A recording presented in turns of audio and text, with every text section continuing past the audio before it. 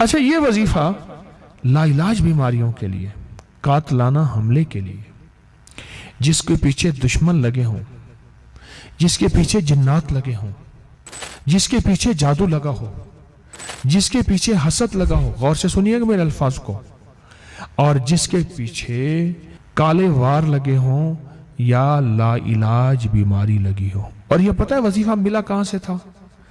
غزوہ خندق میں ابن کثیر نے لکھا ہے، بڑے بڑے محدثین نے لکھا ہے، اللہ کے حبیب میرے کملی والے نے آل رسول اور اصحاب رسول جو ساتھ تھے ان کو بتایا تھا کہ یہ غزوہ خندق میں یہ پڑھو، فرمایا پیٹوں پہ پتھر باندھے ہوئے تھے، جب یہ پڑھتے گئے اللہ نے بھوک بھی مٹا دی، پیاس بھی مٹا دی، دشمن کا خوف بھی مٹا دیا، اور بغیر لڑے اللہ نے فتح عطا کر دی۔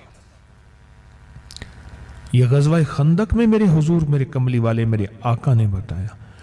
اور یہ لا علاج بیماریاں اور بڑے بڑے خوف، پرانی بات ہے، میں کوئٹہ گیا، بہت پرانی بات ہے، جس کو کوئی 30 سال سے بھی زیادہ عرصہ ہوا، تو میں وہ کوئٹہ گیا تو ایک صاحب مجھے ملے، ان کے بہت گارڈ ہوتے تھے، ان کی خاندانی دشمنیاں تھیں بہت زیادہ، بہت گارڈ تھے۔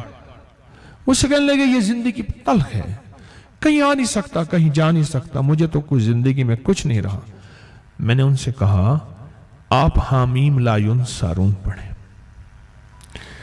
انہوں نے پڑھنا شروع کر دیا اور بہت پڑھا، یقین سے پڑھا۔ آپ حیران ہوں گے، وہ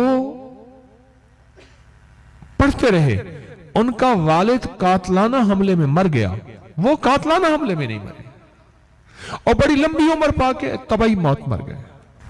والد نے یقین نہیں کیا اس وظیفے پہ، بیٹے نے یقین کر لیا، اور اس وظیفے کی برکت سے ان کی زندگی میں نے حفاظت بھی دیکھی، صحت بھی دیکھی، راحت بھی دیکھی، عافیت بھی دیکھی۔